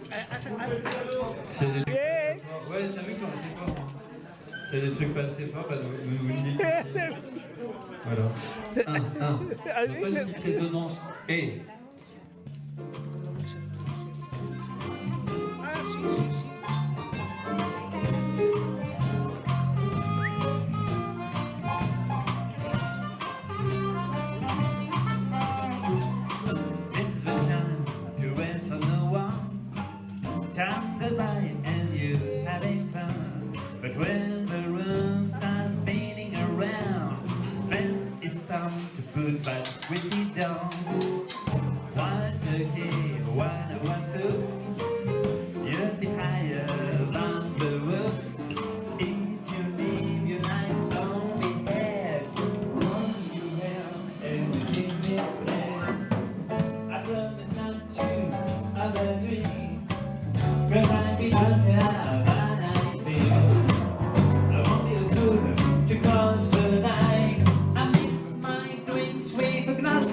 warning.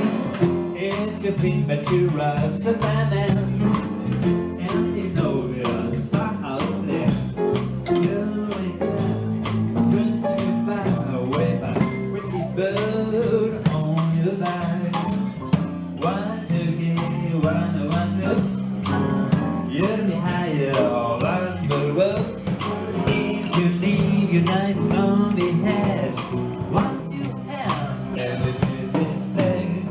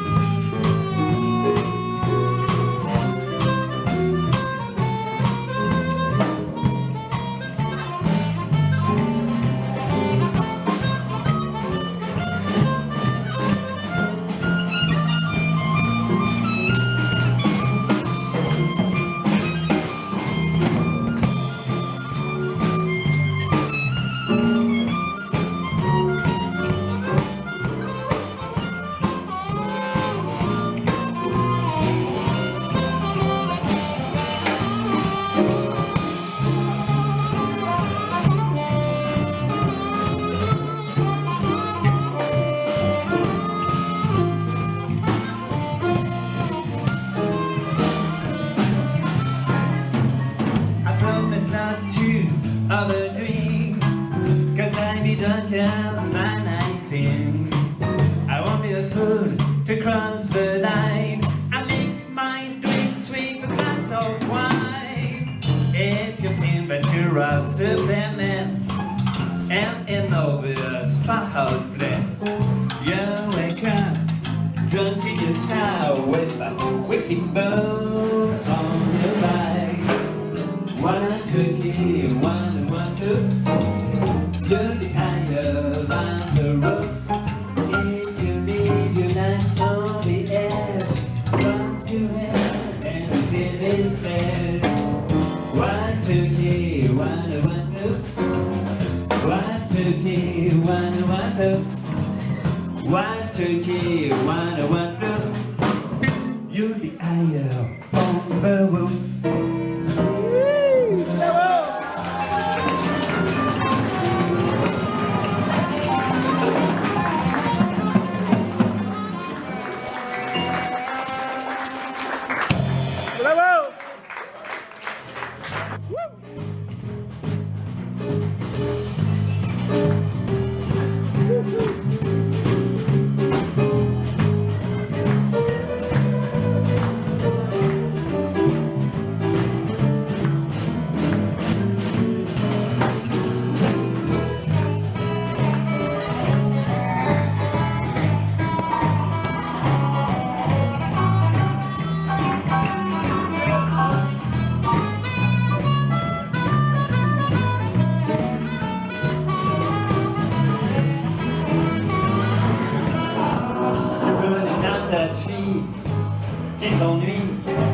Fatigué d'être toujours ignoré, les gens que vous avez ne vous apprécient pas. Laissez-moi vous dire, chérie, ce que vous devriez faire.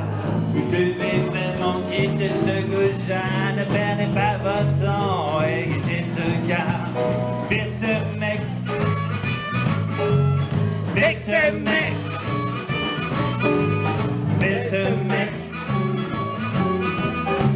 semaines,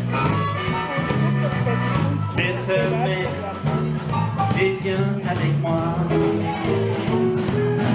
Chaque fois qu'il se prépare, il sort dehors, il rentre seulement pour changer de vêtements. Tu mets ça chez toi, abandonné, il voit ses amis, ou je ne sais qui.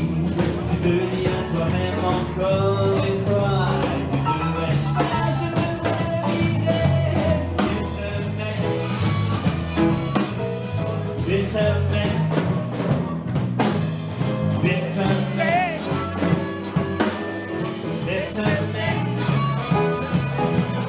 des semaines, et viens avec moi.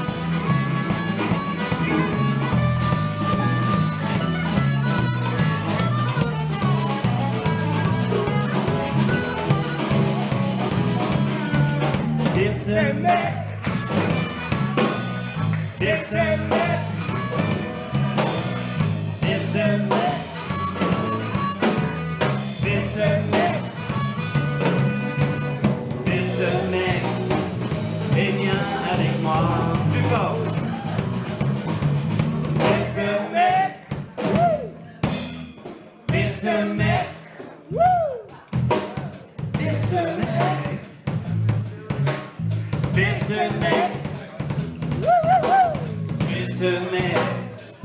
Et viens avec moi. Allez, dis-le.